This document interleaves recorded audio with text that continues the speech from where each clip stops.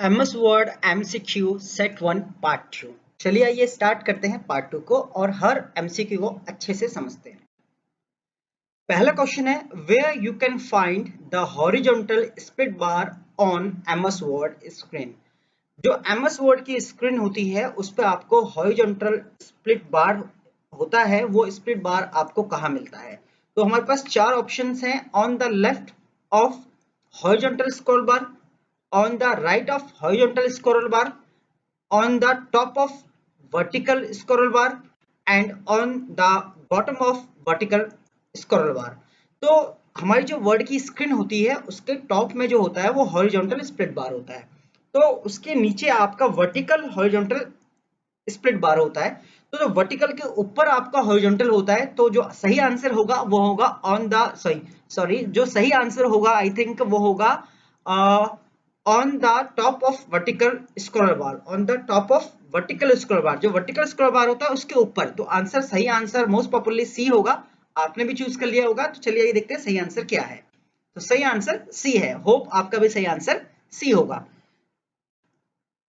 Seventh question है which of the following is not valid of MS office ruler of MS word screen.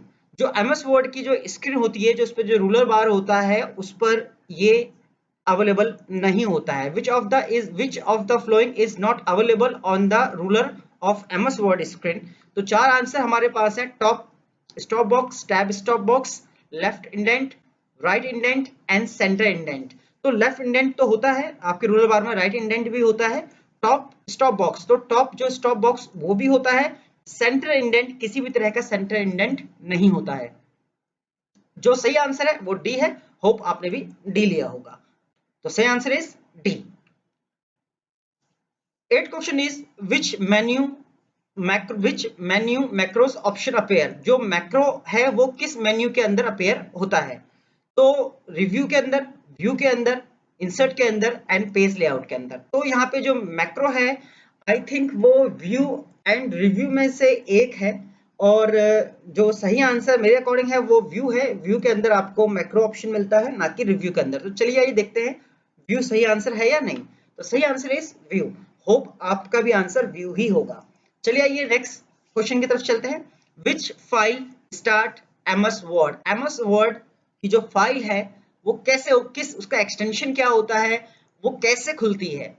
Sorry, extension की बात नहीं हो रही यहाँ पे। विच ऑफ MS वर्ड की फाइल जो ओपन होती है वो किससे होती है? तो winword.exe से ओपन होती है, word.exe, msword.exe and word 2003.exe। तो जो सही आंसर है वो है winword.exe। तो इसका सही आंसर होगा ए। होप आपका भी सही आंसर ए होगा। तो right answer is a. 10th question is how many way you can save a document. आप MS वर्ड में MS वर्ड के डॉक्यूमेंट को कितनी तरीके से सेव कर सकते हो? तो जो पहला तरीका है वो तो है कि आप, एक सेव ऑप्शन होता है, आप सेव कर दो। एक होता है आप F12 प्रेस कर सकते हो।